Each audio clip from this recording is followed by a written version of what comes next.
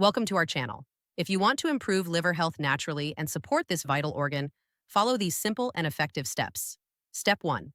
Limit alcohol consumption or avoid it entirely as excessive drinking is a major cause of liver damage. Step 2.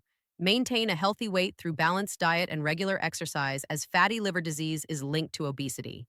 Step 3. Eat a liver-friendly diet rich in vegetables, fruits, whole grains, healthy fats, and lean proteins while avoiding processed foods. Step 4.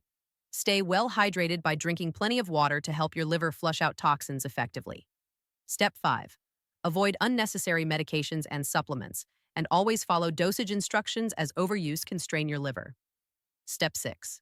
Exercise regularly for at least 30 minutes most days to reduce fat in the liver and improve overall health.